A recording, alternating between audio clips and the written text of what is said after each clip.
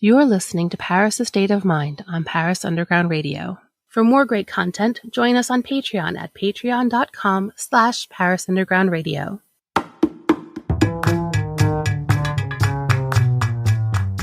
Welcome to Paris: A State of Mind. Join us as we talk about the good, the bad, the ins, the outs of property rentals and purchases in and around Paris. We'll have topics for renters, owners, and visitors, share questions we are regularly asked, and more. My name is Gail Boisclair of Perfectly Paris, and my co-host is Marie Pistinier of Loquim Paris. Be a part of it. Both of us are proud members of the SPLM, the first representative body of furnished rental professionals. Hi, Marie. We're back in the studio with some very exciting news and a very special guest. How are you doing?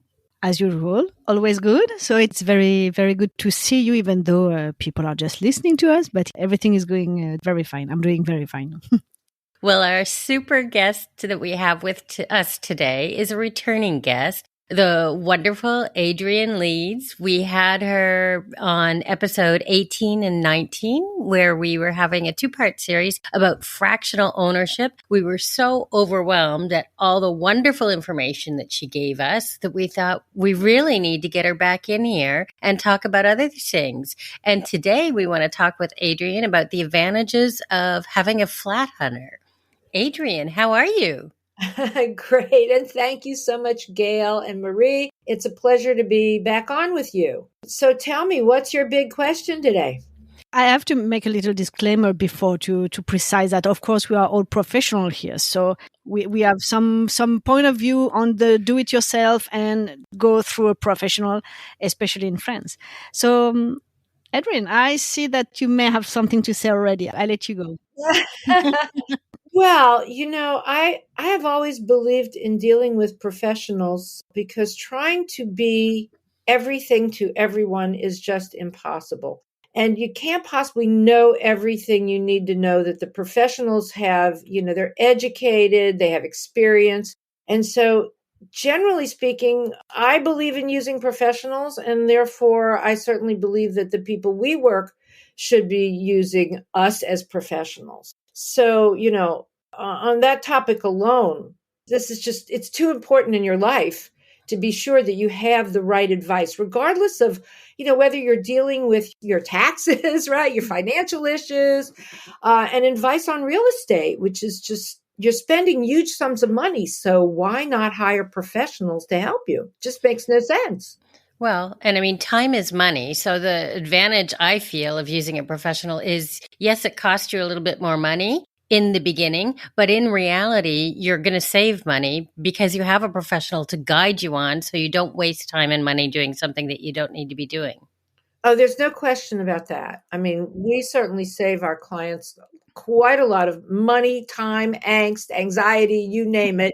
But money in particular, because when you take certain large risks that could cost you a tremendous amount of money later, it's just not worth it. I agree. How does somebody even vet like a professional to find them a flat in Paris or anywhere? Well, okay, let me start with the idea that in France, there's no multiple listing service. In the United States, there's a multiple listing service. That means that when a property goes on the market, it goes on the market everywhere. Every agent has access to that property at the same moment. And what that means is that the agents actually don't work so much for the seller as they work for the buyer, because they have access to everything and they assume that they're going to share their commissions. And therefore, you can, as a client, you can go to one agent and they have everything in front of you.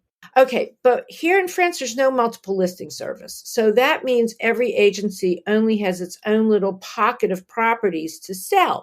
And quite honestly, they only care about selling those properties. They don't care about the buyer's interest. They only care about the seller's interest.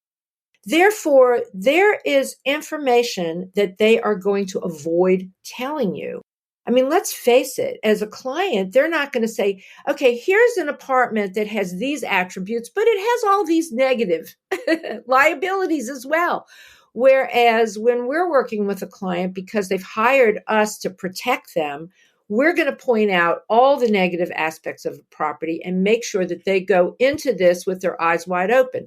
That's extremely important. So in terms of the finding, sure, anybody can go from agency to agency. They can look at all the listings online. They can look up at, what's for sale with the signs. They can do the legwork, right?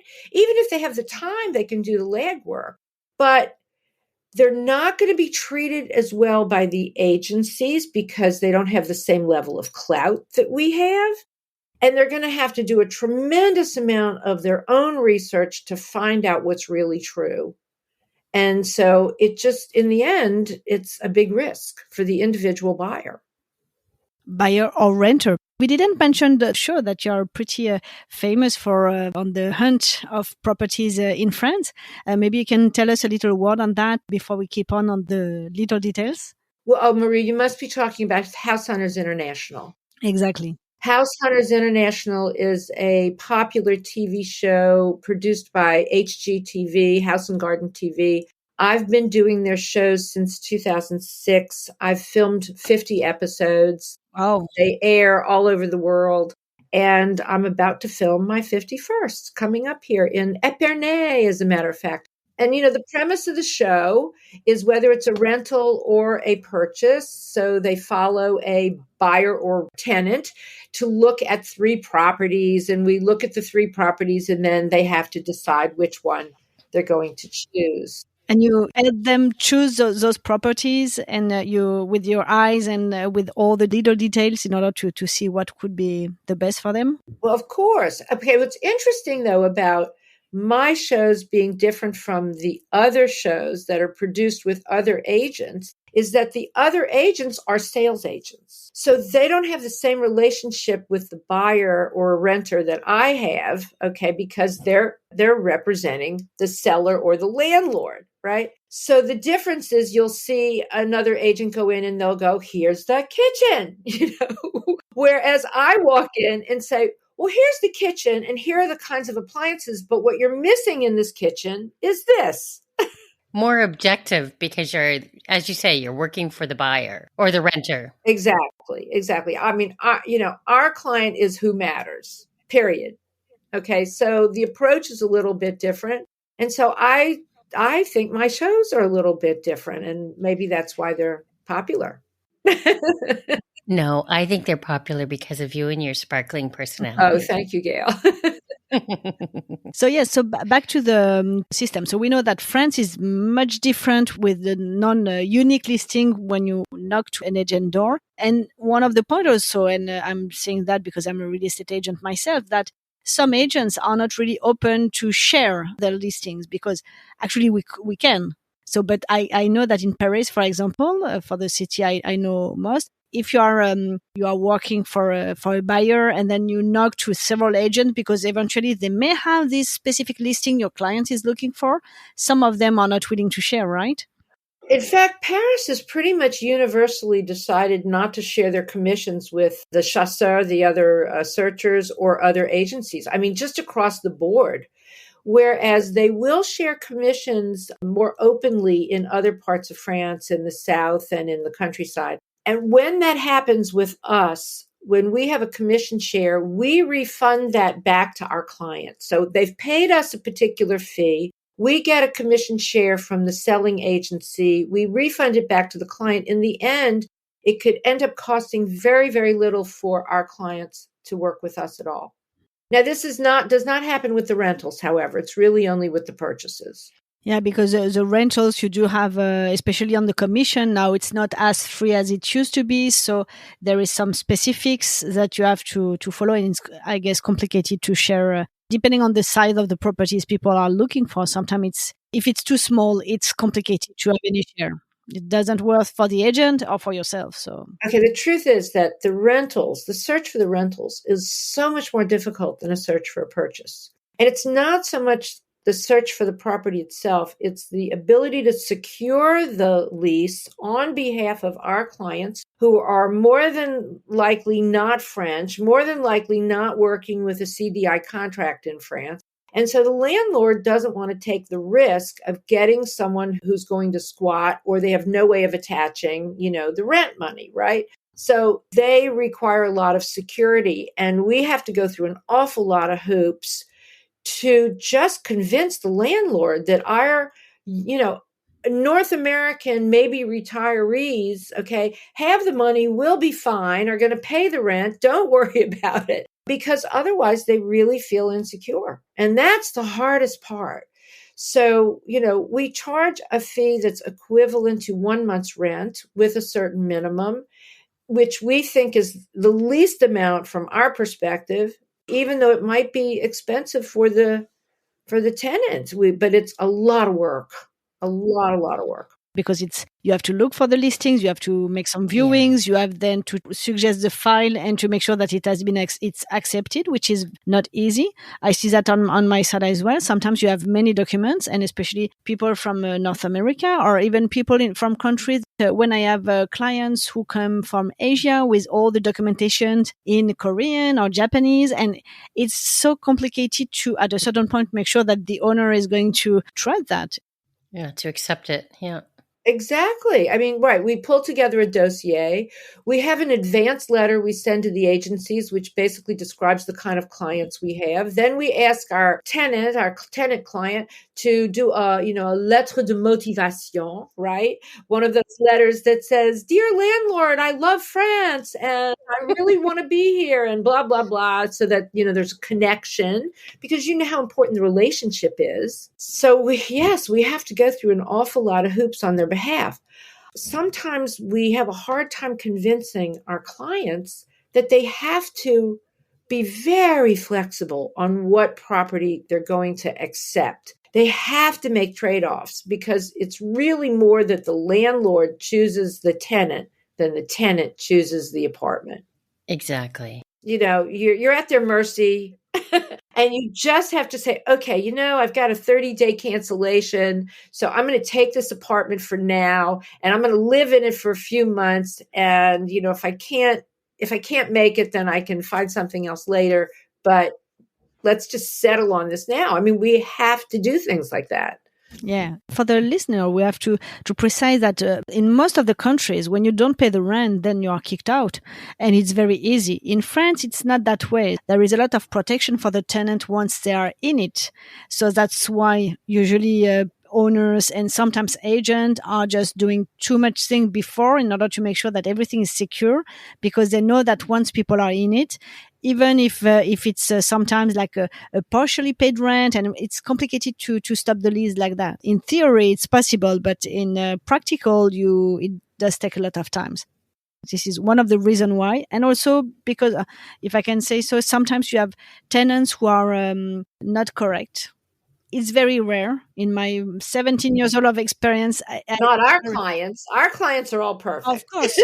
Of course. But I mean that on the real estate side, like, it happens. Sometimes you have people, and the problem is that, like, one guy just not paying his rent and or trashing a properties, and then it's like, I don't know how many owners who know that and who are just being scared of renting that. So it's really, but it's very rare. But when it's happened, it costs the damages for the next tenants to come in. Look, the laws favor the tenant. Okay, they favor the underdog, and the administrators who are trying to protect the underdog don't actually realize that it takes two to tango. It has to be a win-win for both. Otherwise, it's not going to work. Yeah. So the landlords then have to protect themselves. And because they have to protect themselves, the tenant ends up losing out. It hurts the tenant. So it actually doesn't work. Okay? The way the laws are designed don't actually work the way they want them to. No. And that's why we're having to, go through all these hoops. If you're enjoying this episode of Paris, A State of Mind, you may also be interested in our sister podcast, Don't Miss This. Join Jennifer weekly for the scoop on what's happening in Paris. Paris, A State of Mind will be right back after a word from our sponsors. And now back to Paris, A State of Mind. So where where can you help people find a flat, whether for purchase or rental? Just in Paris? No. I have a good team in Paris. I have a good solid team down in Nice because these are the two primary spots where North Americans are looking. However, we can really work just about anywhere. I've got a specialist in the countryside who's doing this Provence and the Southwest, and we're working really all over the country. It's not all that complicated. It's usually just a short train ride away. Yeah. I just came back from Nice. No, I lie. Antibes last night. Lovely. Well, I'm headed down there on Wednesday. We have a conference, a 3-day conference in Nice, and then we're giving a tour to Provence. And so I'm headed down there for that. And what do you do at your conferences?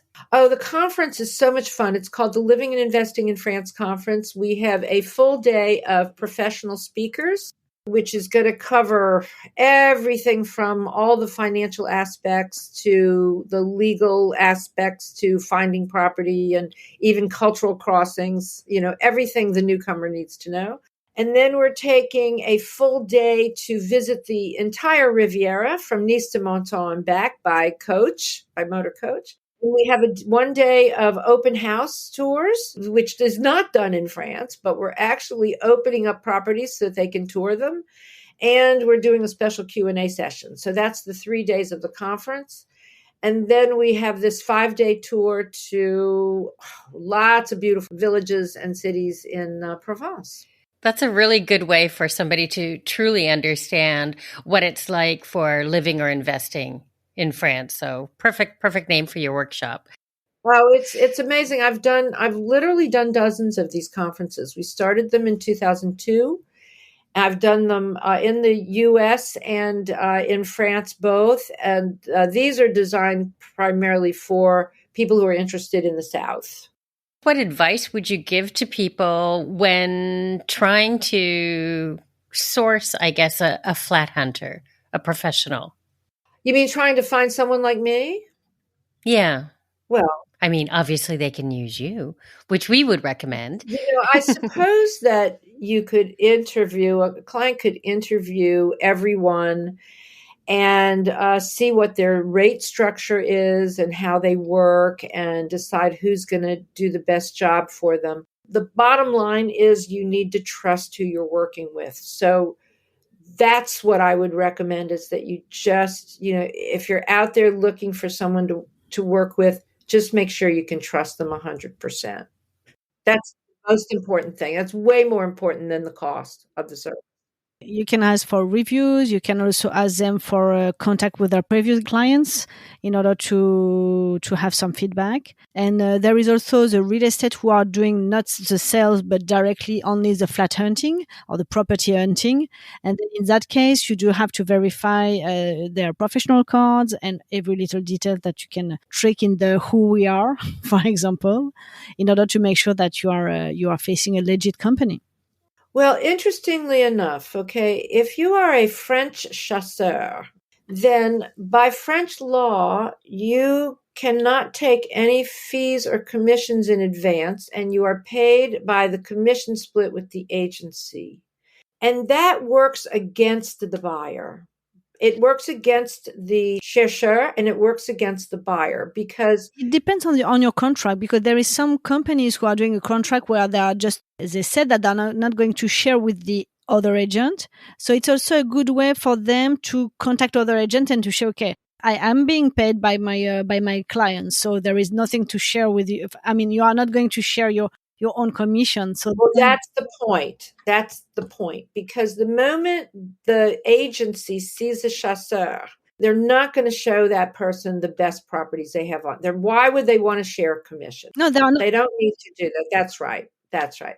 But the chasseur needs to be able to also go to the agency and say, look, my client is paying us. Okay, we have to do this. We go up front and say, we're going to handhold the client. You have no work. Because that's another big deal. The agencies don't want to have to handhold a foreign client. It's too much work. So when we go in there and say we're being paid by the client, they have, they are qualified. They this is a good client worth doing the work, we're going to do all the work for you, then they love us. Of course.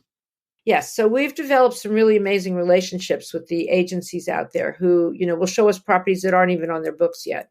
Yeah, usually that's the deal in the end. Once you work with them, then they can give you kind of exclusivity. When they have a new thing in their portfolio, they can share that with you. Of course, the more qualified your clients are, and the more, maybe one of the things we could say would be advanced maybe in all the financing and everything, because for the rentals, we know that we have to have the dossier, which is like the classical things. And it's good to have a motivational letter and everything coming up. But when you're on the purchase, then it's also very important for an agent, when you bring them a client, for them to know that it's a bit advanced in the search for the financing and everything. So they are not going to deal with tourists, because this is one of the issue with for agent, French or not French. Oh, that's right. The agencies that are on the street, I'm sure people walk in all day long and want to see a property and they don't know what to do with these people because they're unqualified. Yeah.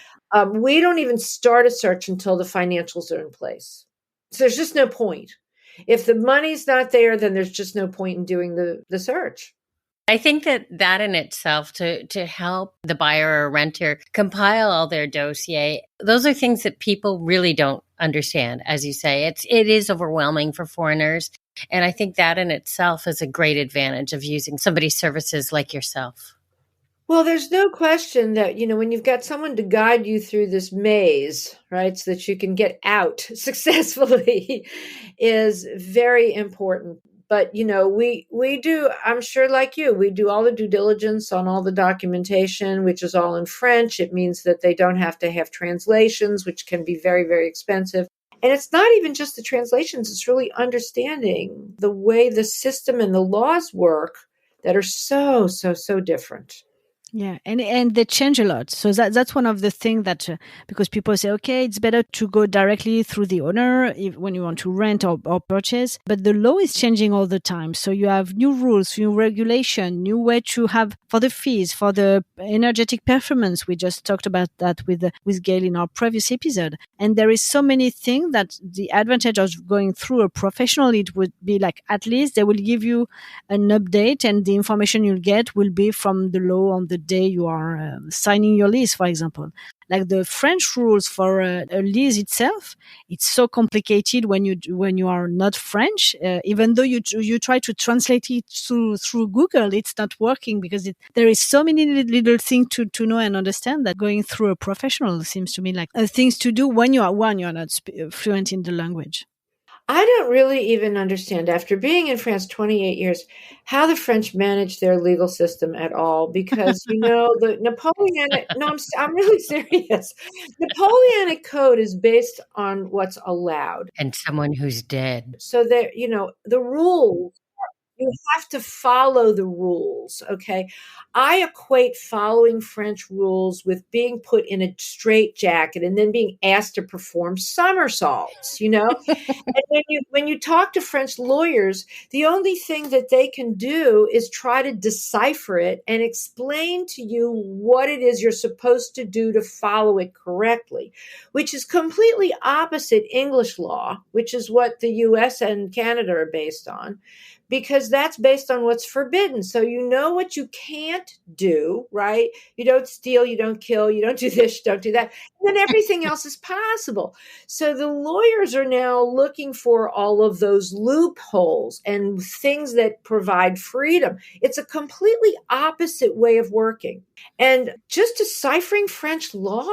Oh my God. Thank God I'm not a French lawyer is all I have to say. Because you and me both. Or a French accountant. Yeah. Oh, right. Anything like that. You're just, because trying to figure out what you are able to do within those set of rules is just a nightmare. But here we are, okay, trying to manage it, Yeah, so that's why at a certain point you do need some professional to guide you through that. especially like how do I end the lease? How do I make the offer when I want to make one? Like there is so many little things that you can miss the point. You can be really in trouble if you don't follow one rule. For example, if you have any issue to pay the rent, if there is things you don't do, then you are really doomed. Same for the owner as well. Like sometimes they just take some freedom on saying that, okay, let's make a clause where I can check my apartment once a year. Like, okay, but it's not legal. So at a certain point, going through a professional, then the little lines should be safe for you to stay in. You know, it's one of the first things I say to our clients is that you can't write your own lease. You know, the agreement, okay, in English law, two people can agree to do anything, basically. I mean, they have freedom to decide what they can do between themselves, which is not true under Napoleonic Code. You know, there is a 1 year, okay, furnished lease that has specific rules attached to it. There is a 3-year unfurnished lease. It has its own specific rules. Then the individual cities can enforce those rules a little differently. You know, it's just... I think it's overwhelming. Yes. Yeah. But even for us as agent, because it's been like more than 10 years, I've been in this business in 17 years. And in the last 10 years, we had new law, new rules, like every year or so. Like every new politician coming up, they want to have the law with their name on it.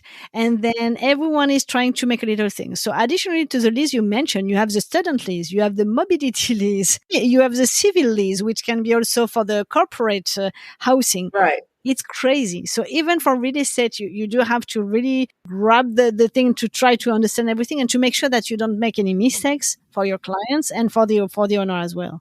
And this is because of the following the rules. So when there's a list of rules and suddenly there's something they don't like, they just add another rule.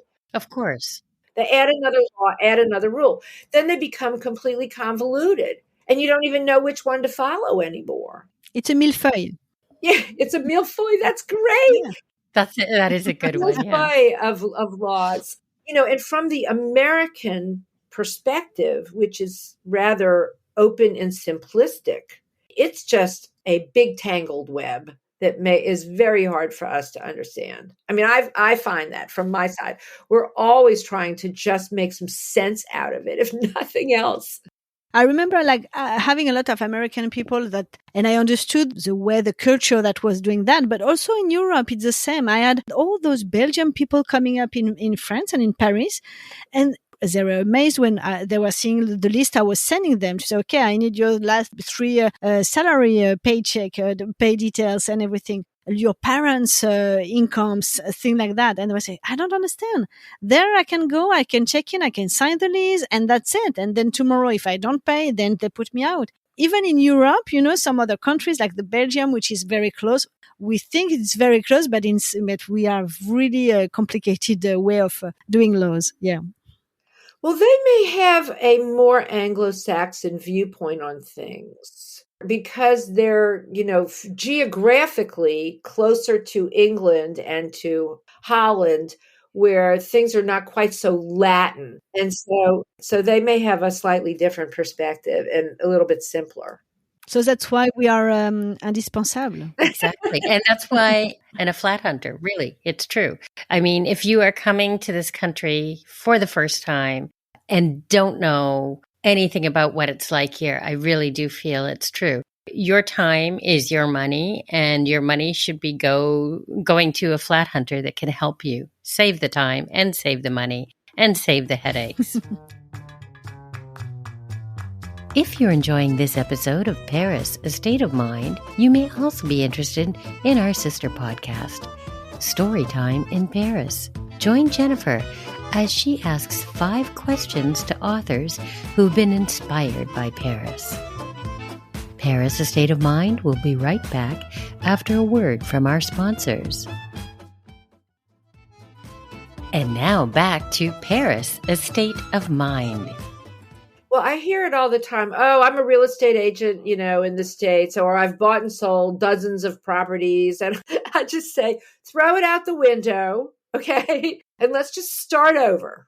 because it's not the same. I agree. I think Well, you've convinced me. Are you convinced, Marie? I'm fully convinced. Well, Adrian, thank you so much for all this information. I think it's been fabulous. Can you just verbally let the readers know what your website is and how to contact you? Should they be looking for a flat hunter? Sure. Okay, so the website's easy because it's just my name, adrianleeds.com. Adrian is spelled ADRIANLEEDS.com. I write and publish 3 newsletters a week, Monday, Wednesday, and Thursday. Monday and Wednesday are lifestyle pieces. Thursday is called French Property Insider. It's specifically about property. I publish a tremendous amount of information and have been doing this since 1998. And all of my missives are in archives. So there's just an enormous amount of information on the site. We also do a monthly coffee gathering in Paris every month except for August on the second Tuesday of the month. But I have a speaker every single month. It's always some different topic. And that's a good thing to participate in because it's a great way of meeting people. Of course, the conferences, the webinars, and all of that information's on our website. Perfect. Very good. Well, thank you. It's always so much fun to have you on our show. We can't wait to have you back. Well, anytime I'm here. Okay. And ladies, it's been a pleasure. So, à la prochaine. À la prochaine. À la prochaine. Bye-bye. Merci beaucoup. Au revoir. Au revoir, Marie. Au revoir, Gail. Thanks for listening to Paris, A State of Mind, featuring Gail of Perfectly Paris and Marie of Loquim, both who are founding members of the SPLM. Paris, A State of Mind is produced by Paris Underground Radio. The music, Jazz in Paris, is by Media Right Productions. For more information on this show and others, go to parisundergroundradio.com.